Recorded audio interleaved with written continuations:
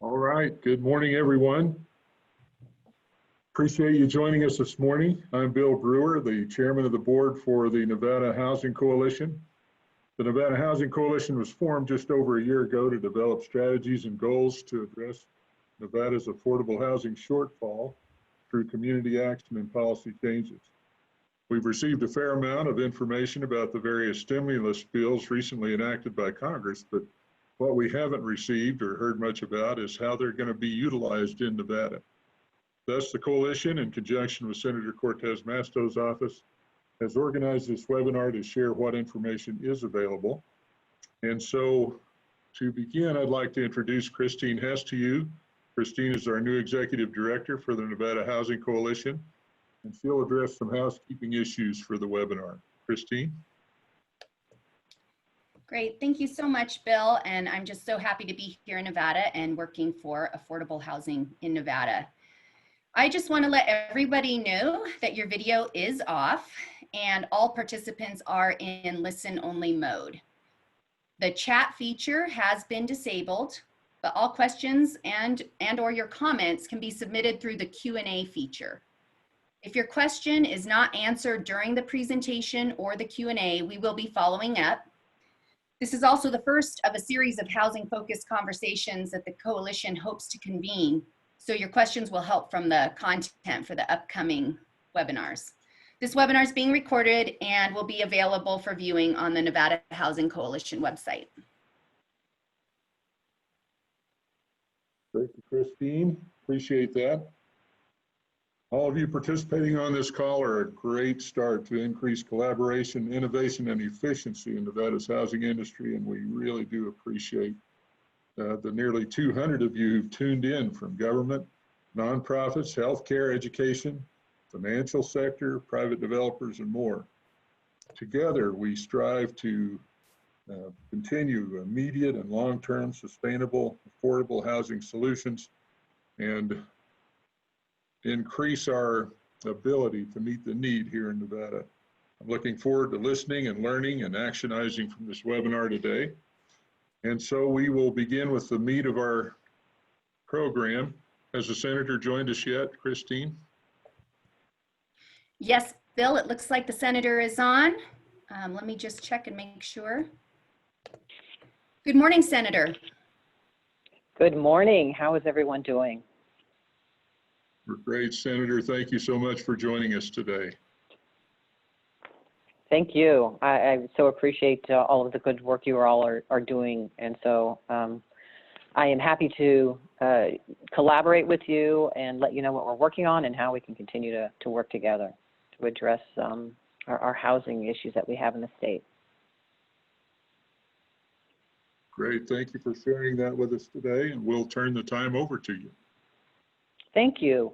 So what I'd love to do, and I apologize, I cannot stay the whole time. I've actually got 2 conference calls going, and I have one right now where Vice President Pence is getting ready to address our caucus, and we've got a number of questions for him, as you can imagine. So I am, if it's all right, I would love to kind of go through the priorities, what we've done to work with all of you, fight for housing in Nevada, what the most recent legislation involves, the CARES Act, what's in there that addresses our housing needs, and then talk about a 4th package. I'm then going to have to hop off and get back on the other call, but as you well know, I've got incredible staff that are on the call, and Carol Wayman's on the call, and if there's any questions on anything, don't hesitate to reach out to me or her, and if you've got ideas about any piece of legislation that we should be focused on as well that will help us, please just share those. I'd love to hear from all of you. So let me just say, I think it's a no-brainer to say that we have all been fighting for affordable housing and helping individuals who are experiencing homelessness. That's, as you all know, has been my priority since I've been in the Senate. And just recently, the CARES Act provides funds for affordable housing and low-income housing, energy assistance, mortgage forbearance, and aid to help people experiencing homelessness. It also provides resources for renters, homeowners, and property owners. I have on my website, it's cortezmasto.senate.gov, a disaster relief guide. And along with that, there are one-pagers on frequently asked questions. So I'd love for all of you to take a look at that, see if it is comprehensive enough, and if there's other things that we should be incorporating into it. My goal is to have a one-stop shop. So many people don't know how to access the relief that's in the CARES Act, and so the goal was to put it all in one spot in this disaster relief guide. So if there's other things that we're missing, please let us know. So let me talk a little bit about the CARES Act and what's in there that focus is on renters. So Nevada, for assisted housing, Nevada, as many of you know, has already received more than $24 million with funding for CDBG for emergency solution grants and housing opportunities for people with AIDS and Native American housing. I think Director Thomas from HUD is going to talk a little bit more about this, but more funds are coming. HUD has allocated $3 billion so far, and HUD has $9 billion in CDBG and the emergency solutions funds along with other programs. The CARES Act requires HUD to create a formula that includes a state's unemployment rate, housing needs, and other factors for the allocation of these funds. I would appreciate it if hearing from all of you what criteria you think HUD should consider if that is not the appropriate criteria. I want to make sure the money gets to where it's needed. We know that Nevada is going to have a high unemployment rate, I think higher than some other states, because we are so dependent on service and hospitality here, and we've always seen what happened to us in 2007. So we know this is going to be an issue for our state. We also know that assisted housing providers need waivers for certain inspections that they cannot do now. So just please keep us informed of what you're hearing and what we need to address collectively and how we can work together. So that's on assisted housing. For evictions and moratoriums on evictions, the CARES Act has implemented a moratorium on evictions for residents of federally insured, federally subsidized, or federally backed rental housing for a 120-day period. People still need to pay their rent at the end of the period. But our hope is that by providing additional assistance, which you're hearing about in the form of the rebate checks and expanded unemployment and the small business loans, that we are getting money into the pockets of individuals so they can pay their rent. And that's the goal here, is to keep everybody liquid. But for some families, those interventions will not work, so we need to still provide rental assistance. We also need to scale, the scale of commitment that is commensurate with the scale of the help that is needed out there. So that really is the focus on the piece for renters. When it comes to homeowners and forbearance, prior to the passage of this act, I had, as you all know, or if you don't know, I sit on Senate Housing and Banking, and so this is a priority for me, and it has always been. And the ranking member of banking, who's Sherrod Brown, knows this, and this has been our priority, is try to address this and make sure this comes to the forefront of any Congress, and we're looking at this. But part of the CARES Act, I had led a letter with our entire Nevada delegation to financial institutions, asking them to include mortgage forbearance and loan modifications for individuals who may not be able to pay the rent or mortgage during this period of time. The CARES Act also codifies a moratorium on foreclosures of individuals living in homes that are guaranteed by the federal government. Single-family homeowners with federally backed mortgage loans have the right to request a forbearance, and borrowers can request another 6-month extension if needed. This it's not forgiveness. Borrowers will still need to repay their postponed payments. But we want to make sure that everybody is taken care of during this period of time. And I'm still hopeful that the checks that they get, that I've talked about before, the rebate checks, the unemployment expansion, helps them still continue to pay their mortgages. And we are also working with lenders right now to avoid a lump sum when their mortgage becomes due. As you can imagine, if they forbear it, we are hearing from some folks that, well, at the end of that forbearance and that time period is up, we're going to ask them to pay it all at once. Well, that some families are not going to be able to do that. So we're trying to still work through that issue. With your help, let us know what else we need to be cognizant of. And then finally, for landlords, multifamily property owners with a federally backed mortgage and are affected by COVID-19 emergency can request a 60-day forbearance. If the loan is in forbearance, they cannot charge or initiate evictions for non-payment of rent. And as you all know, under the Nevada moratorium, renters cannot be charged late fees or be evicted. And then finally, the law includes a number of programs to assist businesses hurt by this crisis, and I've talked about those. Those are the small business programs, from the Paycheck Protection Program to the SBA's Economic Injury Disaster Loan. All of the information about how to access these loans, what the criteria and eligibility are in my disaster relief guide that is on my website. It is my hope that if we get this right with our stimulus packages, and there's going to be a fourth one, and I'll talk about that. But if we get this right, we're putting money into people's pockets, we're putting liquidity into our businesses so that when we open our doors again, we can get back out and we can start spending again, and our economy rebounds that much quicker. I don't know about all of you, but everybody I talk to is sheltering at home. They're tired of sheltering at home. And they're tired of looking, unfortunately, at their loved ones at times. And they're just ready to get out again. They want to travel again. They want to go to restaurants, they want to go to movies, and that benefits us in our hospitality industry. So the goal here is to keep people liquid, and so that they are willing to spend again, and that will help our economy rebound that much quicker. And then finally, let me just say on a fourth stimulus package, there's conversation around that right now. What will be in it, I can guarantee you, without knowing all of the particulars and going into all the particulars because there's so much, the general focus will be more funding for healthcare, more funding for businesses and a business assistance, more funding for unemployment assistance, and funding for our states and local government. We can, as it gets fleshed out a little bit more, we'll make you aware of it to make sure that we're doing right. I will say this, in this fourth package, Sherrod Brown and I have already talked about looking at how we do more housing assistance and affordable housing. That is needed, that we missed in this particular CARES Act. So please know that. We are looking to set a permanent 4% floor for the low-income housing tax credit. I know it's at a record low. I think it's barely over 3% now. And I understand that such a low return makes financing projects more difficult going forward. We're also looking at waivers for some of the oversight rules for the low-income housing tax credit that are unreasonable now, like the 10% test for properties not placed in service by the deadline.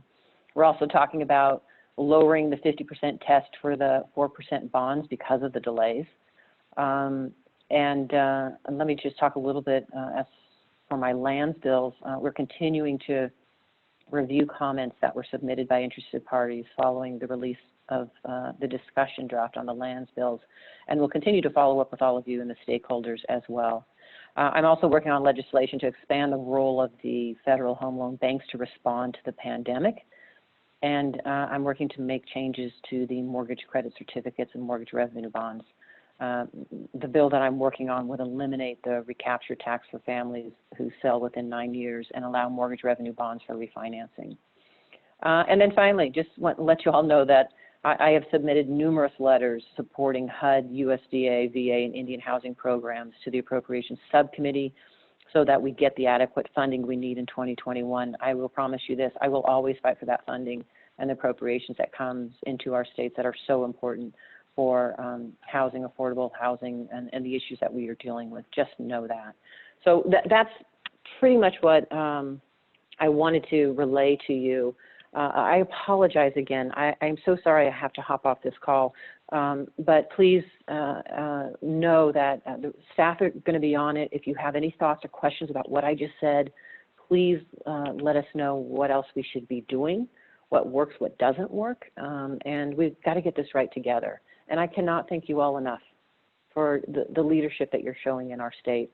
My goal here is to let you lead, and I will follow and do whatever needs to be done at the federal level to make sure we're getting this right in our state. So thank you again, and please, all of you, just please stay safe.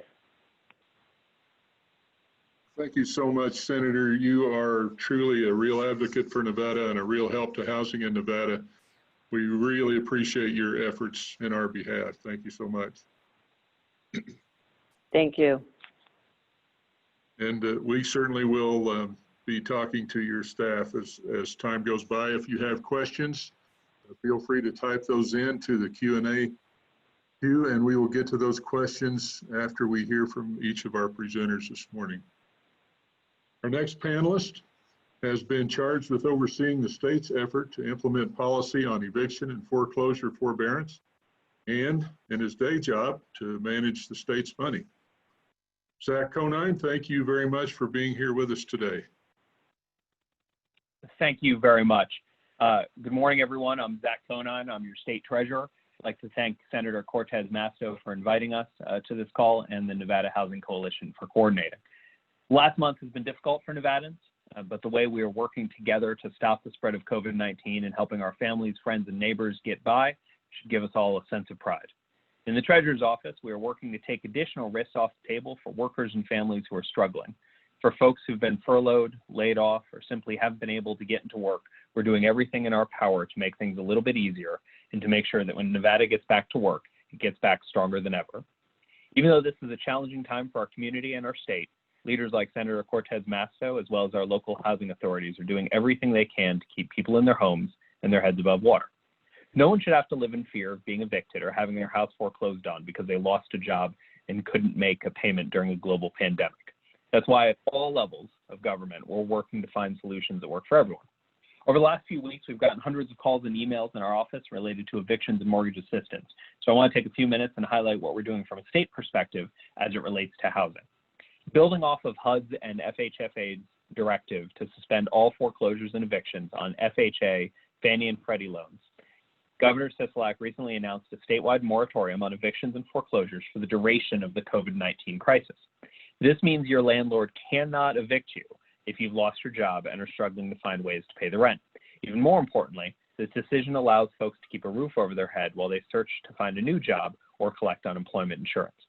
We've continued to hear stories about a handful of bad actors that are still trying to evict people, impose late fees, or harass their tenants for an inability to make rent due to the pandemic. We have a zero tolerance policy for this sort of behavior. If you are experiencing, or if anyone that you speak to experiences problems with their own landlord, or if you know of a particular landlord who feels that they don't need to play by the rules, please let us know. We're working directly with the Attorney General's office and our legal aid centers to not only inform tenants of their rights, but also to stop bad actors in their tracks. In addition to the work that's being done to protect renters, we're also working to assist homeowners who may have difficulties making mortgage payments during crisis. In addition to the protections provided to homeowners in the CARES Act, we work collaboratively with Nevada's banks, credit unions, and mortgage lenders to offer homeowners flexibility with their monthly payments during this crisis. The assistance that lenders are providing falls into three general buckets. One, mortgage forbearance. Most lenders, both those backed by federal sources and not, are now offering homeowners facing financial hardships a 90 to 100-day forbearance period, allowing Nevadans to delay their mortgage payments until they get back on their feet. That means that if you've fallen ill or are taking care of someone who is ill, been laid off, or had your hours reduced, you can stay in your home if you reach out to your lender for assistance. Two, we know that this can be stressful, and that's why we're working with lenders to work with homeowners on flexible payment options when this crisis is over. Nearly all of the banks, credit unions, and lenders that we've talked to agree that they need to work with customers directly to ensure that no one is hit with a giant lump sum bill if they need to stop making payments for a couple of months. Now, this is going to vary from borrower to borrower, but our intention is to make sure that you won't have to make 3 or 4 months of mortgage payments all at once. In some cases, these payments can instead be added onto the back end of a mortgage. In some cases, it'll be an advanced payment plan where you'll pay off, say, 3 months over the next year. In some cases, individuals will be able to just pay their mortgage current. All of those are fine. But the goal is to get people back to work and back on their feet.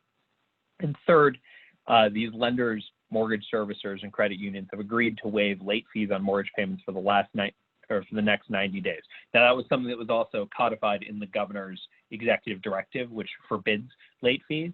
They have also agreed, however, to not worry about reporting these late payments to credit agencies.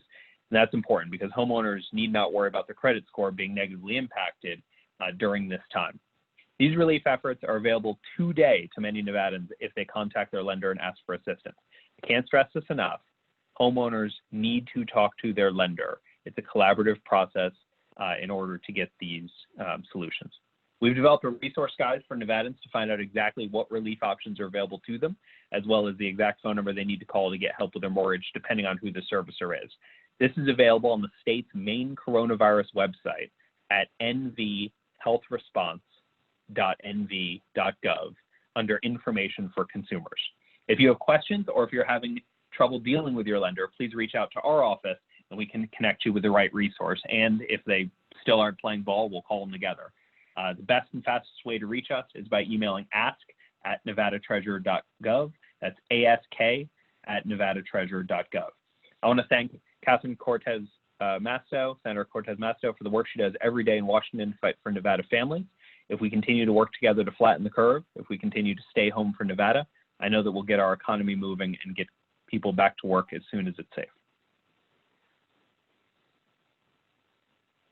Thank you very much, Mr. Conine. Appreciate that information, and we will have some questions for you coming up at a little bit later today. Had several of those pop up, so we look forward to sharing that with you. Next up is the Director of HUD's Nevada office, Tamara Thomas, and she'll bring us up to speed on all of the HUD-related efforts in Nevada. Tammy. Tammy, if you're on the call and didn't register as a panelist, this is Christine. If you could please just raise your hand, I'll move you over as a panelist. And Steve, if you're ready, Bill, we can go ahead and move forward. And in the meantime, Tammy, if you raise your hand, I'll move you over to the panelist side. Sounds good, thank you. So from our very own Nevada Housing Division, we'll hear about the programs that they are administering as a result of this crisis. We appreciate Steve Acroft being with us this morning. Steve? Thank you, Bill. Thank you, Christine. And I want to thank Senator Cortez Masto, Treasurer Conine, Director Thomas, all of their staffs, and all of you who have turned into this important webinar. Going through the CARES Act legislation, I'm going to just briefly touch on some of the HUD funding because I don't want to steal Tamara's thunder from the Housing Division's perspective. So if you could flip to the next slide, Bill. If you have my slide. We do. Here we are. So CDBG through the state is administered through the Governor's Office of Economic Development. Most of the funding that the CARES package provides actually goes to local jurisdictions, so I'm not going to comment on that. But just to make everyone aware that CDBG can also be used statewide for infrastructure development and improvement, and not specifically for housing. The HOPWA, the Housing Opportunities for Persons with AIDS funding, is administered through Health and Human Services, the Division of Public and Behavioral Health, and that is specifically dedicated to the housing needs of low-income persons living with HIV/AIDS and their families. So that has a very, very specific narrow function. ESG, the Emergency Solutions Grant, is administered through the Housing Division for the balance of the state. And when I say balance of the state, going back to what we mentioned with CDBG, local jurisdictions will receive some measure of ESG funding. And this ESG program focuses on rapid rehousing initiatives and the prevention of homelessness. Historically, the state receives roughly $1.5 million to $2 million spread among jurisdictions in Las Vegas, North Las Vegas, Reno, Clark County, and the non-entitlement area of the state, and that's what we have oversight over. The state portion represents, historically, again, just less than $500,000, which we use for the balance of the state. Those awards went out to agencies such as Carson City Fish, which primarily uses it for shelter, Churchill County, Social Services for shelter and homeless outreach, Elko Fish for shelter and homeless prevention, Lyon County for shelter, homeless outreach, rapid rehousing, and all awarded agencies disperse funds in coordination with the division to address their homeless needs and priorities. The CARES Act provides for $6.7 million, so roughly 3 times the 2020 allocation of ESG that we receive. And again, it goes out primarily to the local jurisdictions. The state serving rural populations will receive roughly about $1.5 million. The status of these funds, they would be available to those jurisdictions by the end of April, and to the state We anticipate the funding coming in mid-May, depending on the HUD processes, which are currently being developed. The division at this time anticipates we would likely work with current ESG subrecipients to identify how these funds could best be utilized. And HUD has released initial waivers to help facilitate the releasing of these funds, and those processes with the mega waiver also apply to CDBG and HOPWA. In addition, Senator Cortez Masto mentioned the Energy Assistance Program, and that's administered through Health and Human Services, but we also receive 5% of their allocation for energy assistance, but the bulk of those funds will be used to help support residents in their paying of their bills. And I do want to make a note that currently there is a suspension of disconnects for non-payment at NV Energy and Southwest Gas, so everybody should be good there. I appreciate and thank Treasurer Conine for mentioning the eviction moratorium, and thank the Governor for providing the necessary stability at this moment in time. And we know that there will be many issues once the moratorium is lifted. This has been the greatest area of concern in discussion with our housing partners over the past week or two. I do want to bring up two items. North Las Vegas passed an ordinance yesterday where fines are going to be $1,000 per day and possible revocation of their business licenses for folks that abuse those. And then today there is also a next Tuesday, April 14th, there is a statewide tenants' rights teleconference. Also, I want to mention, as we were discussing the concerns once the eviction moratorium is lifted, that the AG's office has provided $2 million of emergency rental assistance. And at the division, we're going to follow closely how those funds will be dispersed and the eligibility criteria that's necessary to qualify for those funds. Now I want to talk briefly about affordable housing trust funds. Those are state level funded. They don't have any federal strings attached, and so they are the most flexible resource that we have. We have not deployed those. They can only be used for housing, and they can be used for up to 120% of area median income. We may not use that for that population, but that gives you the idea of the versatility we can use them in. Typically, these have gone to the Clark County Consortium, City of Las Vegas, Washoe County, Nevada Rural Housing Authority, where it's used for tenant-based rental assistance, leveraging other assistance programs, and as a potential portion of funding in the construction of affordable housing.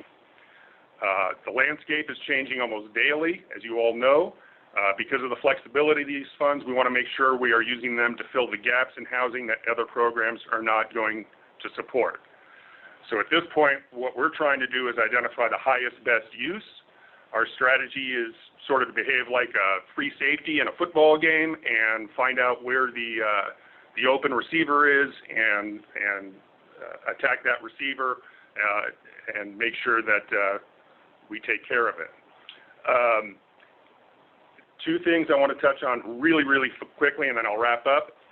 Nevada still has some hardest hit funds available, and we're working with our nonprofit entity and the U.S. Treasury to reestablish a mortgage assistance program. We anticipate having that up and going well before the forbearance mechanisms expire, and currently, if approved, it will provide up to 3 months of mortgage assistance as proposed. Also, with manufactured housing, the division is working intently with the City of Reno in the establishment of 60 manufactured housing units deployed on a temporary basis to assist with patient housing during the COVID-19 pandemic. So we're greasing the skids to try to get those up quickly and deal with this. But I want to remind everybody that the division is still viewing this as an affordable housing crisis, and not just through the lens of the COVID-19 pandemic. We can't take our eyes off the ball in these regards. We know the landscape shifts on a daily basis, and when all the dust settles on this, we may see and view this differently, but we still know we're going to need to assist Nevadans with affordable housing. So I will wrap up. One last word, stay safe, and appreciate all your time. Thank you so much, Steve, and you're exactly right. What we have is a crisis wrapped in a crisis, and our affordable housing needs go on. We have tremendous work to do in Nevada while we address this crisis. So thank you very much. Christine, has Tammy joined us?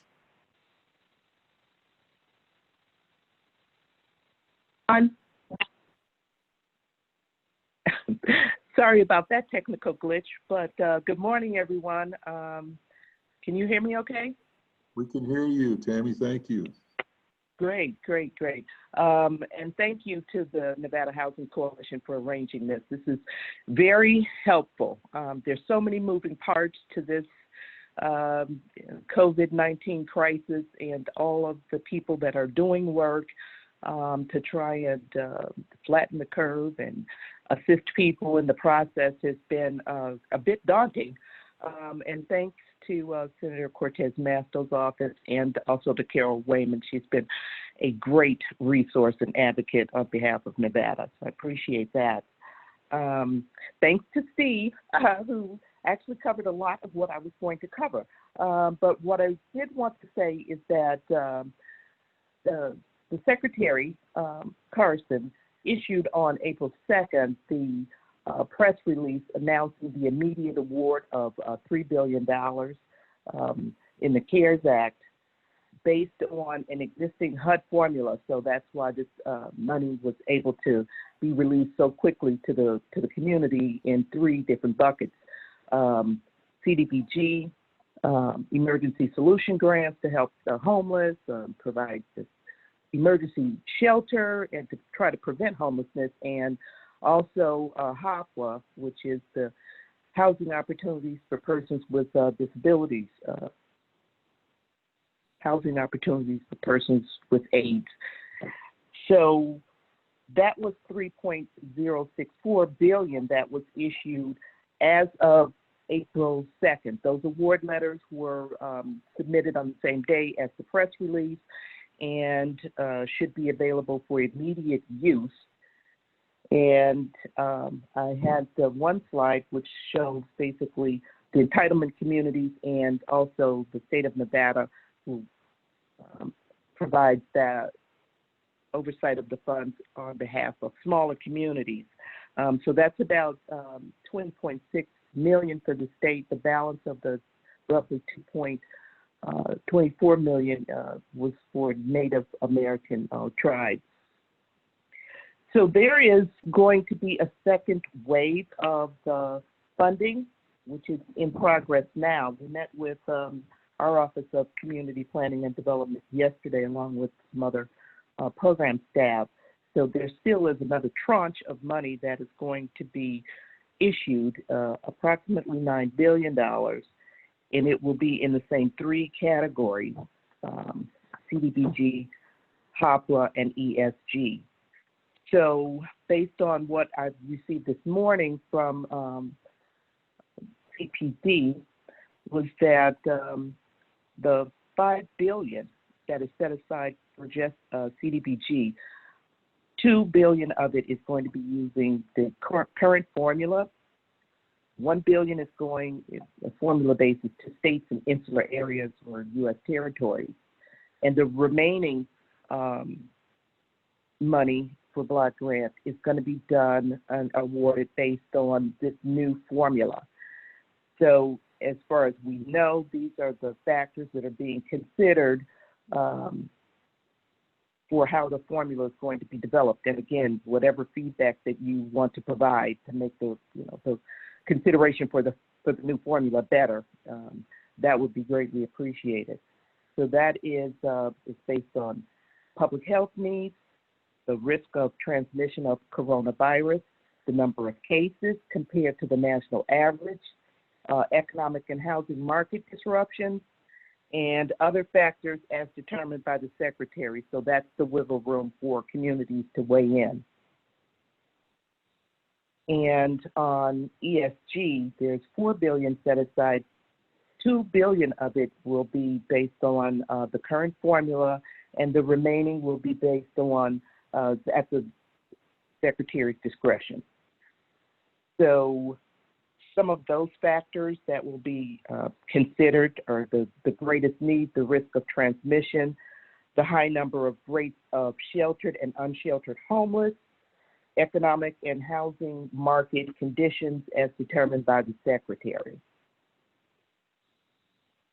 And for HOPWA, that's $65 million.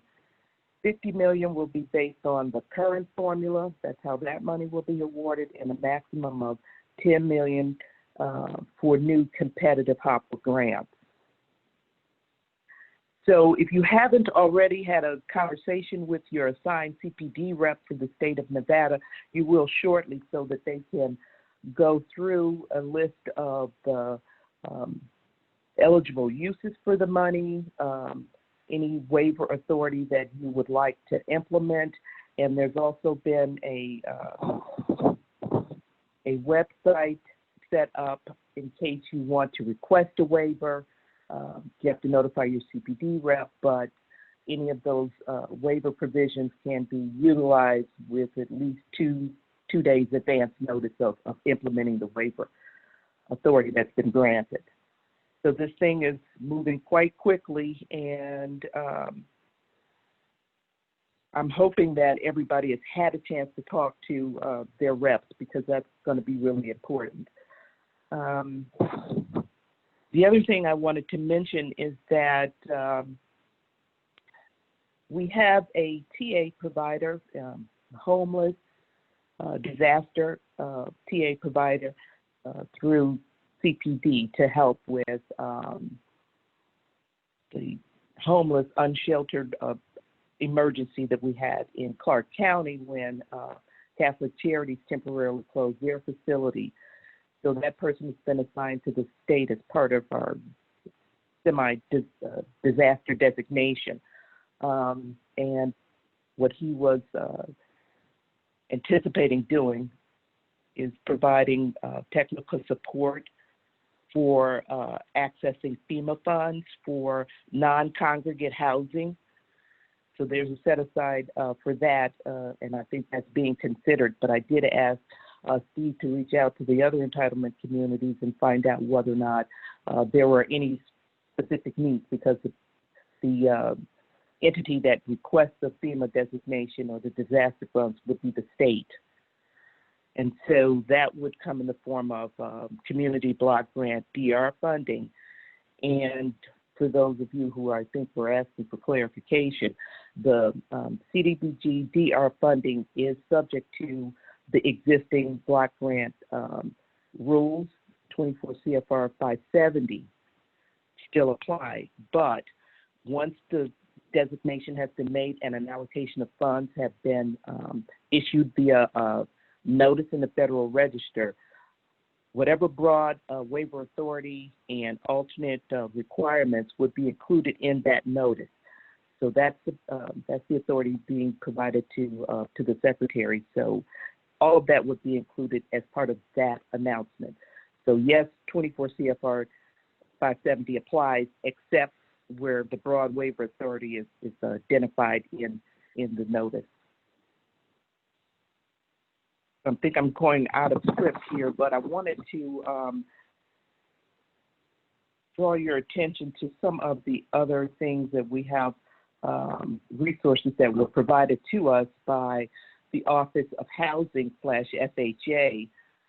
We have a couple of videos, webinars that we think are really pretty good to try and educate consumers on their rights for this forbearance for FHA insured mortgages. That's going to be really helpful to make sure that people are aware that those resources exist. And there's also an industry webinar on FHA mortgage e-letter that was also issued. That mortgage e-letter is 2020-06. There's a webinar today through the HUD portal for single family, but there's also another one scheduled for April 15th. So there's two opportunities to get the details about what the mortgagee letter includes. And it is my understanding, based on our discussion with single family yesterday, that the borrower can get forbearance up to 6 months with no documentation and up to a year if required. But during that first 6-month period, the borrower is not required to pay back the outstanding balance, or it would be due basically if the house was sold. So we'll have to get some clarification on that one. But I thought that in my mind is real relief, so that there is not a balloon payment or any requirement on the part of the borrower to try to come up with some lump sum of money, but that it would be due when the house is sold. So we'll have to get some clarification on that one. And in terms of multifamily properties that are FHA insured, that office, the Office of Multifamily Housing, is issuing its forbearance notice going into clearance tomorrow, and is expected to be released in the Federal Register sometime mid next week. So we do know that one of the big provisions in the notice is that there will not be any changes to the amortization of the loan, no debt premiums, and this is really designed to make sure that, while tenants can't pay their rent and the owners can't pay their debt service, that they remain viable, because it's a resource that we need for affordable housing. And I think there's one other notice that is coming out. The Office of Public Housing is issuing a notice which includes some broad waiver authority for housing authorities across the country, 3 in this state. And that is going into departmental clearance tomorrow, and without any hitches or too many comments, should be in the Federal Register by at least Wednesday. So as far as I know, housing authorities have been provided at least 2 months of operating subsidy and 2 months worth of administrative expenses, and to keep them afloat while until this notice comes out and some additional guidance is being provided to them. I think that might be all I wanted to cover, but I'll be happy to answer any other questions. And thank you very much, everyone. I really appreciate the opportunity to work with everybody a lot more closely than I thought we would. But anyway, it's turning out to be a really great experience.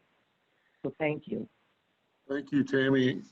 No question, there's a lot happening on the HUD waterfront, and we appreciate that information from you and look forward to working with you as this thing develops. We'd like to take the temperature of our housing situation now in Nevada from our housing leaders here, who are working in various parts of the housing spectrum. We'll hear first from Nevada Hand, who is Nevada's largest nonprofit developer of affordable housing. Audra Hammernick is president and CEO. Audra? Hi, good morning. Thanks for having us today. Nevada Hand is a proud Nevada nonprofit. We think a lot about financing real estate development. We have our own construction firm, our own property management firm, and our resident services division that helps our residents obtain resources and benefits out in the community. We currently have 35 apartment campuses. Some are family, some are independent seniors, and we have 2 assisted living communities as well, all affordable housing. Together, we are serving almost 7,600-ish residents that call our apartments home each day. And on the development side, we currently have 225 units under construction right now. We have another 480 in pre-development inside the city of Las Vegas. All of our properties are located in Southern Nevada. And I'll be frank, we are thrilled that we are considered an essential business by the governor, including our construction activity. This helps keep our team working. It's helping our residents that have been impacted, and it makes sure that we're fulfilling our mission. I want to talk just briefly about our operations because some of you may be curious. We are very fortunate that we have no confirmed cases of COVID-19 with our 300-person staff at this time. You know, we have a corporate office and then these 35 different campuses, and a lot of exposure to a lot of our residents and vendors and other folks. So we are thrilled that we have a very safe staff at this point. We've been taking all sorts of different precautions, and we have all sorts of new guidelines. And just like all of you, we've been learning how to pivot on a dime and follow the daily changes and recommendations. We've been struggling, but we have been able to acquire in small quantities some PPE at our sites. And we've been doing things just like everybody else in the community that we don't like doing, but we're doing them to keep everyone safe. For example, you know, closing our community spaces, closing our common areas. We're postponing resident activities. So none of this is probably a surprise to you. We've also implemented additional cleaning and sanitation procedures. We are constantly educating our teams and thinking about how to use good judgment on applying social distancing.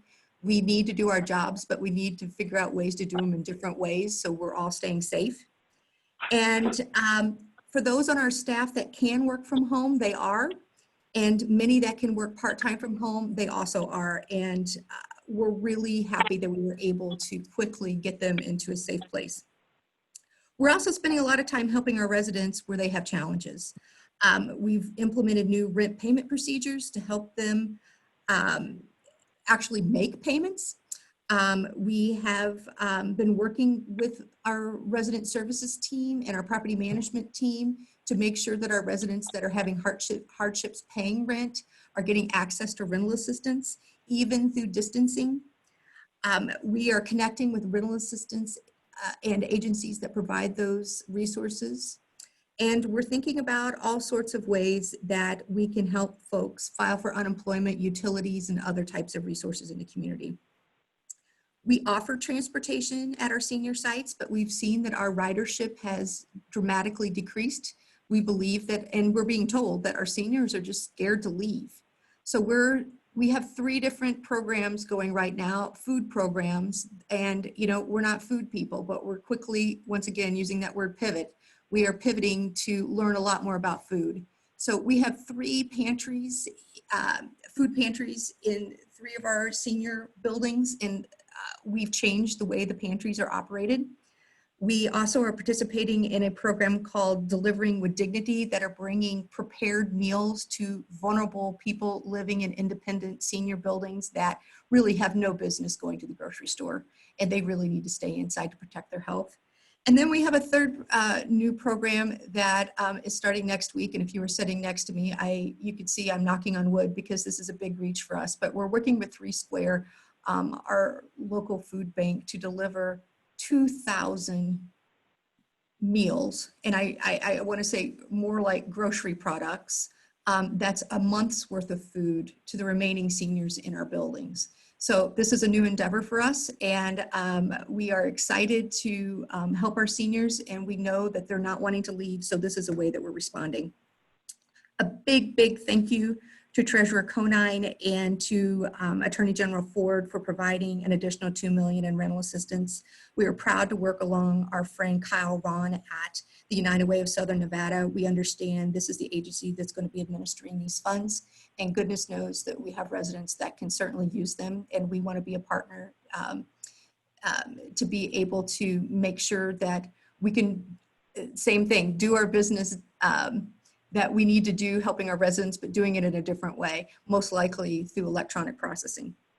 And on a business side, we have applied for the Paycheck Protection Program under the CARES Act. Thank you, Senator Cortez Masto and your staff for all your help. We submitted through Nevada State Bank, and we're closely monitoring how that legislation impacts us, our staff, and our residents. And we're monitoring the individual stimulus checks that will be available to our residents.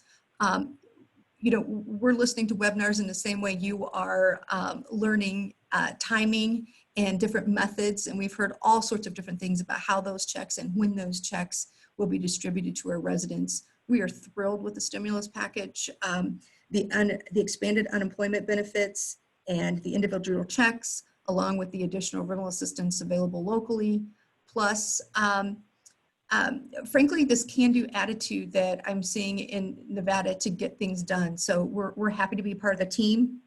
We are laser focused on 3 things right now.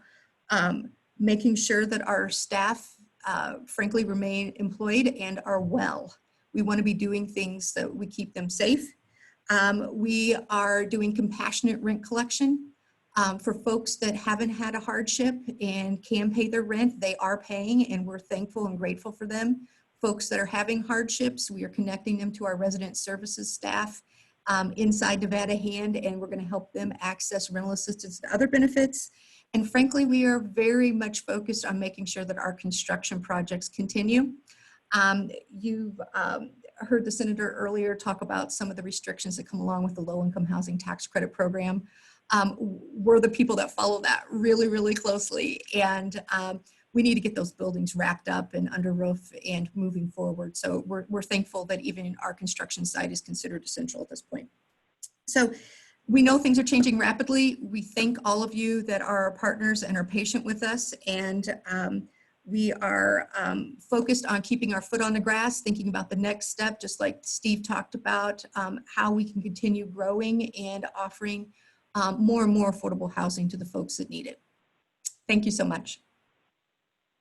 Thank you, Audra. Great rundown on what you guys are doing. Thank you so much for all you do in Southern Nevada. We'd like to hear now from the Reno Housing Authority, who administers the HUD voucher program in Washoe County, along with several hundred units of affordable housing. Amy Jones is their executive director. Amy?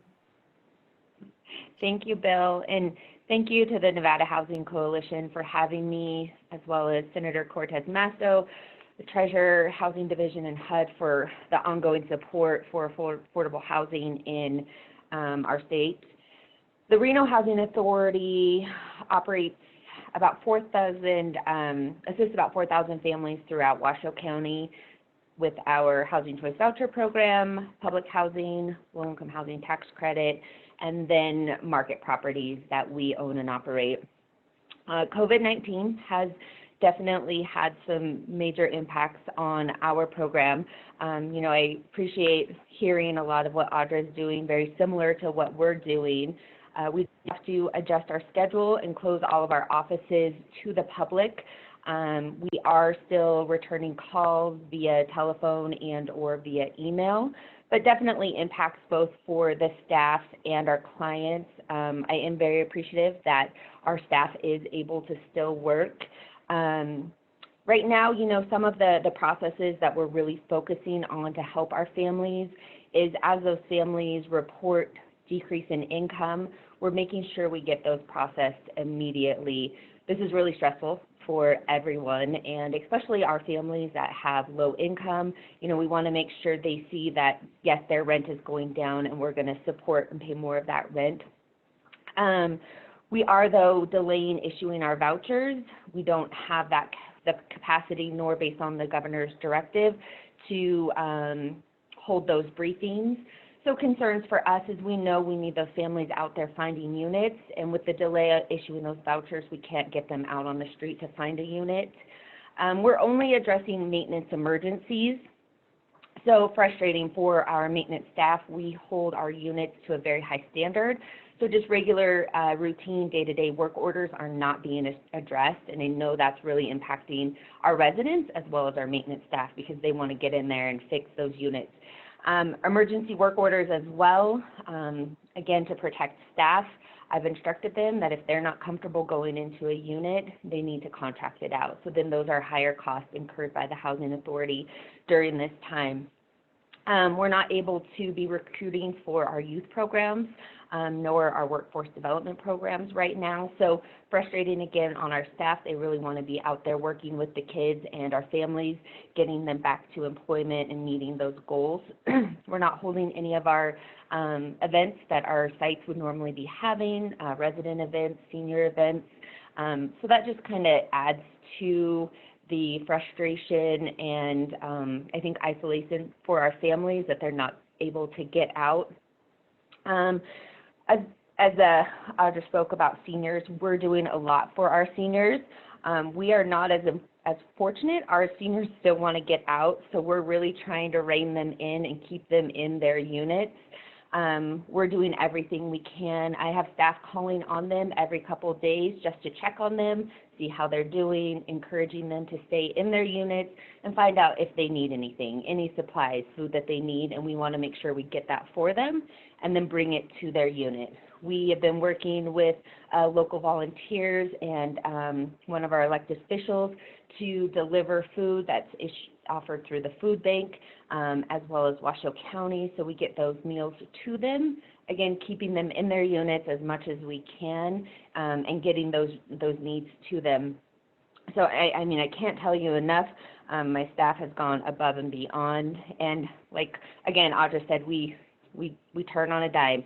You know, every day is a little different. Even throughout the day, things change, and we adjust accordingly and adjust our processes. I'm glad to hear Tammy talking about the waivers. We do need those blanket waivers from HUD. We are not going to be able to meet our reporting requirements, so we need those waivers. You know, our recertifications, we're not going to be getting those families in here. Again, limited processing with the staff, we're not going to meet that. Our capital fund program, meeting those obligations, spending those funding for our public housing sites, again, we're not going to be able to meet that. You know, we're having challenges being able to advertise, do job walks. We can't do those right now. So we really need those waivers, inspections, as well as, you know, HUD looking at housing authorities are incurring additional costs during this time. And honestly, I really worry about once we return to normal, whatever that looks like, we're going to have a lot of costs. We're going to have a backlog of processing, work orders, our capital fund, our sites. What does that look like for us? And how are we going to be able to start working on all of that? How are we going to pay for that? So that's one concern I have. While things are going okay right now, we're working through it. I think this backlog is going to really hit us hard. So the other concern that I just want to mention on this call is how do we support our community? One of my biggest concerns is those families in our community, those that may be low income or workforce that are not on a program, such as our voucher program or public housing, they're just out there working. Those that have been laid off, they can't pay their rent. They can't pay their rent for a few months. When this comes back to normal, they do get a job.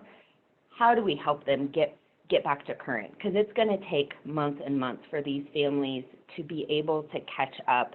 And I really worry about them. You know, we can support, the Housing Authority is going to support our families as much as we can, and implement any types of activities or waivers that we can get from HUD to help those families. But I really worry about those families in our community that don't have that support. So, you know, we're more than happy to help anywhere we can, to administer funds that maybe the Housing Authority can pass through to landlords to help these families. If it's just some type of subsidy or something, you know, we're interested in those discussions. How do we help those families get back on their feet as well? So I think that's everything I have for today. Again, thank you. Thank you for having me. Thank you for listening, you know, what our needs are at the Housing Authority. Great, Amy. Thank you so much. Sure appreciate all of that information. Now we'd like to hear from the Nevada Homeless Alliance, whose work reaches across business, faith organizations, federal, state, and local governments and service providers to end homelessness in Southern Nevada. Emily Paulson is their executive director. Emily? Hi, good morning. Thank you so much for having me on the panel today and to the Nevada Housing Coalition for putting this important webinar on. During the time I have to speak today, I will briefly share about the work of the Nevada Homeless Alliance, what we've been doing as a response to this crisis, and the current state of our homeless service system. So first, about the Nevada Homeless Alliance. In short, we exist to bring people together to advance the solutions to homelessness. We do this by partnering closely with local government, nonprofits, corporate businesses, and the faith-based community. We make an impact through 4 key activities: policy advocacy. In addition to making independent policy recommendations, we chair the Policy Council on Homelessness, which is a cross-sector coalition focused on advancing policy solutions. We work to increase public awareness about the issue of homelessness and the solutions, because when we know better, we do better. We work on the coordination of services in Southern Nevada, and we have a new training program for homeless service organizations on evidence-based practices. So what we've been doing as a response to COVID-19, at the beginning of March, prior to social distancing recommendations being made, we held a meeting with the health district and staff from approximately 20 agencies that serve the homeless to discuss the needs and questions the service agencies had. Immediate needs were identified, including lack of supplies, the need for guidance on how to continue services safely and conduct screening of clients, the need to have a place to send high-risk and sick clients, and how those clients would be transported there. Some of the first steps we took included conducting a survey of the daily needs for PPE and other basic supplies like cleaning supplies that homeless service agencies were in need of. We sent an aggregate supply order to the MAC and later asked for support from the governor's task force to fulfill the order. Understanding the priority for PPE was in the healthcare sector, we began mobilizing the business community, faith-based community, and concerned individuals to donate these needed items. We've had some success with this, and we're able to meet and satisfy some of the immediate need, though there's a substantial ongoing need for a number of supplies. We also reviewed policy recommendations and guidance from leading national policy institutes, the CDC, and communities with robust response plans already in place, and incorporated this with the needs and concerns of our local homeless service agencies to develop a list of policy recommendations, which was shared with local government bodies and their staff.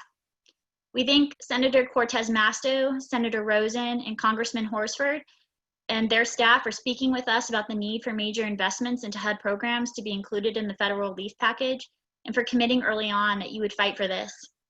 And we successfully joined other advocates led by the Nevada Coalition of Legal Service Providers to advocate for the statewide moratorium on evictions. We've continued to remain in close contact with the City of Las Vegas and Clark County to understand the challenges they have faced along the way in their response and help fill needs they have by coordinating and connecting parts of our network, including the coordination of donations for basic supplies, recruitment of medical volunteers, locating porta potties, identifying partners to provide housing, land, and other resources.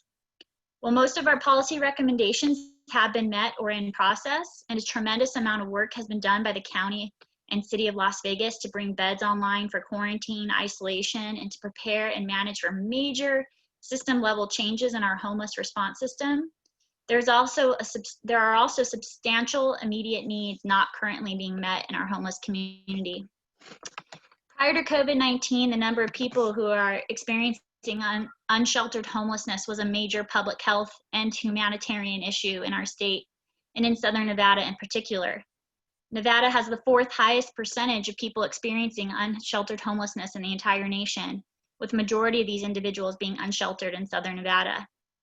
In Southern Nevada, despite emergency shelter and housing programs being fully utilized, an estimated 60% of people experiencing homelessness are unsheltered on any given day, meaning they are living in places no human should live, such as the street, encampments, and vehicles, and storm drains.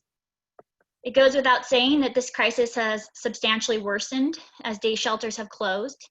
Several of the overnight shelters have reduced their capacity, and others are on lockdown and have stopped accepting new intakes. Additionally, informal community supports where people could find respite and access to restrooms such as libraries, park bathrooms, coffee shops, restaurants, and other public spaces are now closed. So the sad and unacceptable reality today is that several thousand people in Southern Nevada don't have a place to use the restroom, bathe, or sleep. I've been on the ground in the homeless corridor several days a week, every week, and the streets are extremely crowded. There are no provisions in place to promote social distancing. Crowding is particularly problematic at the City of Las Vegas courtyard and in the corridor where lines form for meals and shelter intake. When these lines form, there are nearly 100 people standing in line at a time, almost on top of one another. Encampments are growing where individuals are tent camping within extremely close proximity to one another and without access to restrooms or hand washing facilities. With this in mind, our current recommendations and focus is on prevention and harm reduction for people who are unsheltered, as it is my opinion that this is the area that has not received enough attention. In addition to the effort led by Clark County to master lease motel rooms, which has had many challenges and causes for delay, we recommend the setup of additional non-congregate or semi-congregate emergency shelter options where social distancing can be achieved, such as a transitional community of tents, modular homes, and/or trailers. We are working right now to try to connect the dots on this and to push for this, and we're trying to work to identify land and resources. Additionally, we are urging local government to purchase hand washing stations and to place porta potties at large encampments that have already formed. And for the Southern Nevada Health District to coordinate street-based medical care and screening, as unhoused people may be reluctant or unable to present for care in traditional healthcare settings, putting them at a higher risk for untested and untreated illness.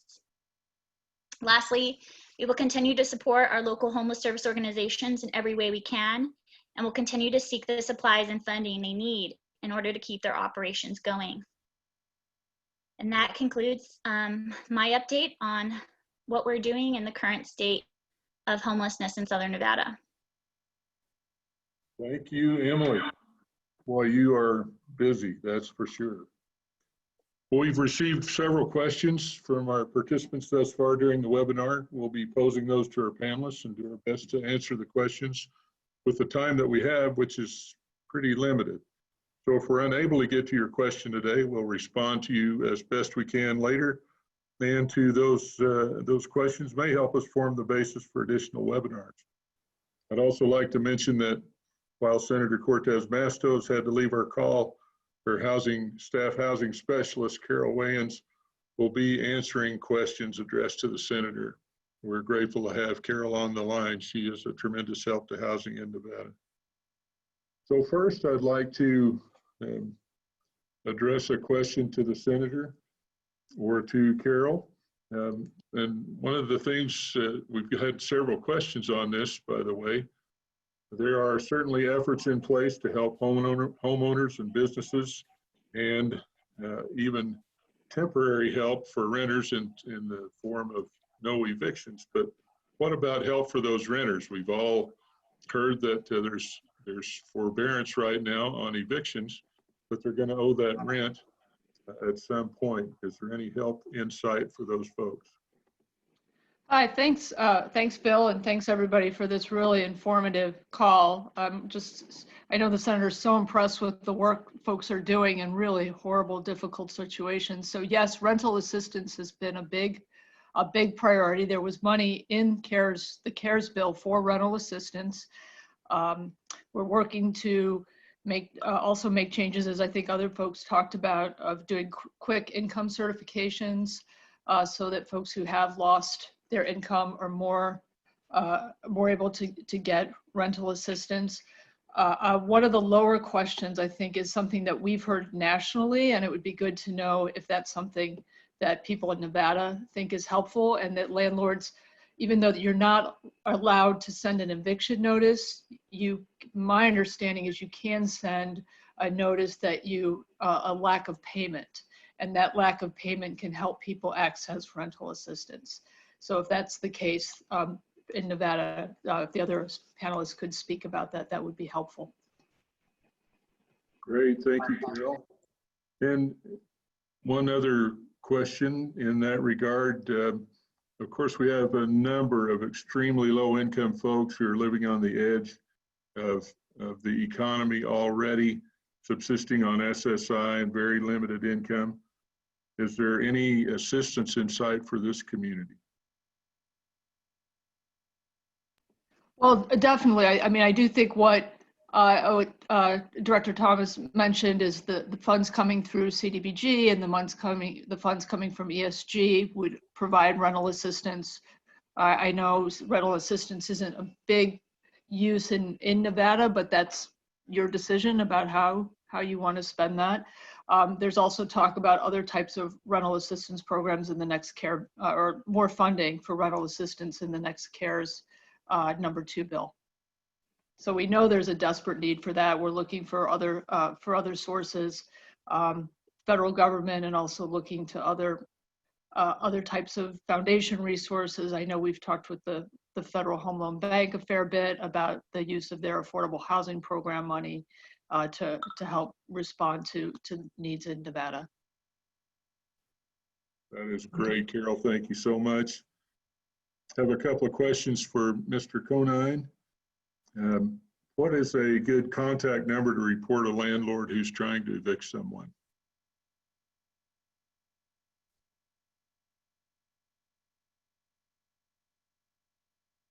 Are you still with us, Mr. Conine? We'll go on to Tammy for a couple of questions. Then appreciate, are you there? Sorry, can you hear me? Yes. Okay, perfect. So the Attorney General's office is the best one to contact, and I'll put that phone number in the answered box. Great, thank you very much. Then an interesting question here. What about a situation where a person's lease is almost up and the landlord is demanding a large rent increase? How would that be handled in this current situation?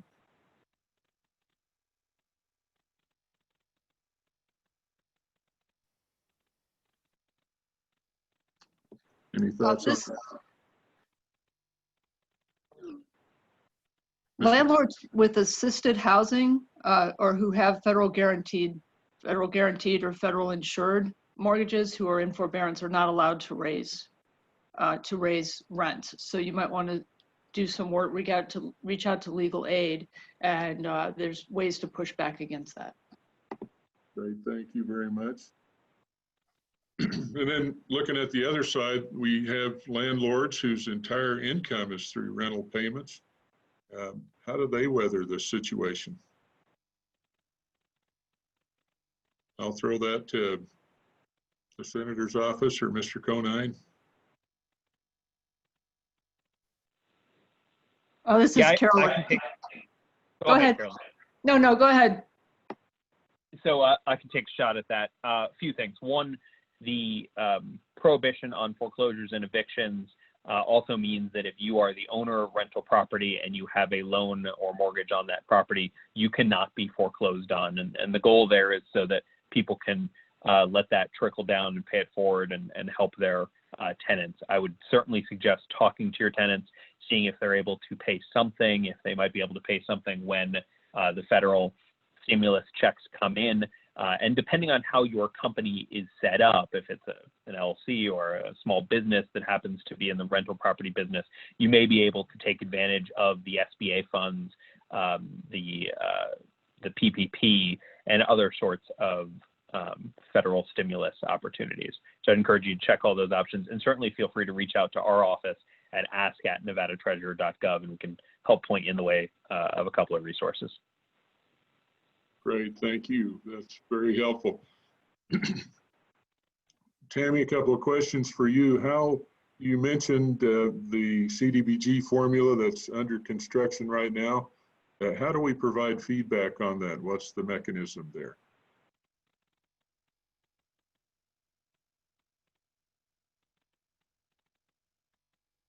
Are you muted? There we are. Okay, it's through our regional CPD director, Kim Nash in San Francisco. So I will give you her email address. Which is a follow-up question. Thank you for that, Tammy. We had a question about contact information for people assigned to our state. So if if we could get that information and post it on the coalition website, that would be great too. Okay. Yeah, we have 2 reps for the state of Nevada. Connie Castro, she basically serves Reno, Sparks, and the state of Nevada. We've got Kim Johnson, and kind of interesting configuration, though. She has North Las Vegas, and Henderson. And then one more question for you about CDBG for housing purposes. And traditionally in Nevada, we've not used CDBG much for housing, which is something we need to work on. How can we raise the priority of using CDBG for emergency rental assistance and affordable housing? I'm sorry, you cut out. I didn't hear that. Sorry. So using CDBG has not been traditionally a strong point in Nevada for housing. How can we raise the priority of emergency rental assistance and affordable housing using CDBG funds?